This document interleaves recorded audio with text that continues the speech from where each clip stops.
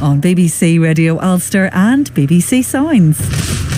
It is a special day on the Vinny Show because Westlife are here, Shane Filan and Nicky Byrne. It is fantastic to see you both because this is like a sign that normality is returning, Nicky, and we're going to be allowed to go out, go to a big gig and enjoy that live music again. We thought that might not happen. Who would have thought it? Let's be honest. I mean, we are buzzing, but who would have thought? I mean, honestly, a couple of weeks ago, even maybe a month ago, I genuinely, people were stopping me in the street going, will Wembley happen? Will your gigs in Cork happen? And my heart was saying no, but I didn't want to say that because, they weren't officially cancelled or postponed. So I was, who knows? And then obviously, as quick as we went into this pandemic, it seems like we're going to get out of it, fingers crossed. Equally, quickly now, the light seems to be at the end of the tunnel. And all of a sudden, that we were approached to do a second Wembley Stadium. And to do one is one of the biggest career ever. And now to do two, and I think it's more than just a concert. I think it's a green light for people to party again, for people to get out, have a drink, have a party, and just enjoy their night. And we're just honoured to be facilitating that. Absolutely fantastic. So these Wembley gigs will be in August, 21st of August. Again, that's that sign that there is some normality on the horizon, Shane. But in the last year, what have you done to keep yourself busy? I know Nicky was training his kid to cut his own hair. What about you in your house? How did you keep your mind occupied when you couldn't perform? Well, my wife was cutting my hair, so she learned how to do that. Let's see the back of it. I know it's radio, but I can see you. Let me see the back of the head. How did it go? Yeah, man. Not bad. You see, he's got that. The pop star quiff. He's got that. He's still rocking that. Still looking good, Shane. So I've been just flicking that brush for the last year. Trying to perfect it. There's gonna be a lot of hairdressers that are gonna be looking for gigs and stuff now. Westlife are turning into little hairdressers themselves. Rocco's going to be on tour. Gillian's going to be on tour. But you've been learning instruments as well. I did actually. I started to learn the guitar last year, and it was something like when you're in the pandemic and everything was happening, you're kind of in lockdown. You're like, what can I do? And Gillian goes, why don't you just learn the guitar? It's something you've always wanted to do. And I was like, oh, that's going to take a lot of effort, And she said, just try it, So I tried it, and one of my mates is a guitar teacher, Philip, and he started doing it on Zoom. So I started doing it, and it's fun to be able to play guitar now. But I'm rhythm guitar. It's not like I'm going to be doing Guns N' Roses solos or anything like that. But I'm better than I was, put it that way. But it's cool, It's something that I could say I did during lockdown. Started doing a lot of running as well and trying to have a treadmill in the house here, and it's oh, you make me sick. Treadmill after it. I'm telling you. Do you know what I did? I bleached my hair. I put on a stone. You learned an instrument, and clearly you arranged a huge arena gig, 2 of them, and you've signed a new record deal as well.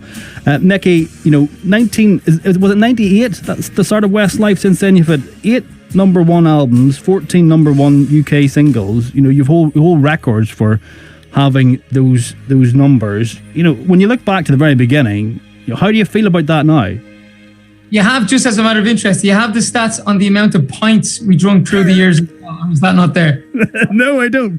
We're on the water now. Look, we're being very good. Yeah. It's incredible to think. We got together in '98 and we supported Boyzone around November, December '98, and then we signed a massive record deal with BMG, which became Sony through the years. First single was 99, which was Swear It Again, then followed by If I Let You Go, Flying Without Wings, then the Christmas number 1 that year. And it just exploded, to be honest with you, beyond our wildest dreams. I mean, it took us to the world a million times, everywhere.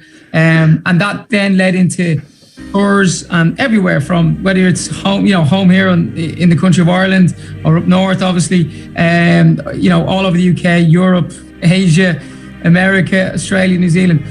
And then we split in 2012. We went away for pretty much 8 years and came back for the massive reunion. And I think the reunion in 2019, it was amazing for many reasons. One was to get to do it again. Our kids were older, they experienced it. But one of the biggest things for me, I think Shane will agree with this, was to get a song like Hello My Love. I mean, nostalgia was always going to sell those old songs, but for Ed Sheeran to get on board, for Steve Mac to come back on board, but to get a song like Hello My Love, it made us current again. It put us back on. Yeah. And that's what the big thing for me was. Well, one thing that we do on this show is we ask people to take a trip to Vinny's confessional box, which sounds more daunting than it is. But are you happy to do that, both of you? Sure. Okay. We give it a go. I have a series of 10 boxes in front of me, and I'd like you to answer a few of the confessional questions within. So, we'll start with you, Shane. If you want to pick a box between 1 and 10, please. I'll pick number 5. Number 5 is the most unusual gift you ever received from a fan. Ooh. We received some dodgy ones, Nicky, that hit me over the years. Go on, one that comes to mind. Honestly, you know what? I'm going to give this question or this answer, actually, a bit of Mark is going to be in here, because Mark one time received a turnip in a box. That's very disappointing. Like a big turnip in the box. Well, there was other stuff as well, but I don't know if you can say that online, you know? No, and no, maybe not. Nicky, would you like to select a box, please? A turnip, that's really disappointing. Hang on, with 1 to 10, is it? Yeah. Yeah, 1 to 10. I'm gonna go number 7, please, Bob. Number 7 is your first kiss. Do you remember your first kiss? Where it was? Who it was with? That cheeky grin suggests you do. I think I'm going to remain nameless, but I think it was in the bushes somewhere local in Bal. Yeah, I think that's probably as much as I'm going to give away today. Okay, we'll do one more. First music gig you went to? Not your own. Status Quo. Yeah, wow. In Sligo, my hometown. It was in the sports complex. It was about 2,500 people, and I just remember the sheer noise of it, and like he must have had 29 guitars lined up on the stage, and he just kept changing the whole way through the gig. It was like his display of guitars, but it was an amazing gig, actually. Nicky, what about you? My first gig was the Cranberries in the Point Depot. Wow. It was around 1994, and real quickly, funny story. The gig was supposed to be in the summer, and it got cancelled due to Dolores being unwell. And 6 months later, they rescheduled, and it was around Christmas time. And I was about to go to Leeds United, and I had a game. Leeds were coming to Dublin to play against Longford Town, so they landed in Dublin. I had to hook up with the Leeds youth team, drive to Longford, play the match, and then race back to Dublin to get to the Point Depot to see. And many years later, we obviously sang with Dolores, and I had her on my radio show as well. And I asked her about why it was cancelled, and she told me obviously all about the cancellation. And now we know, if you're ill for whatever reason, you cancel.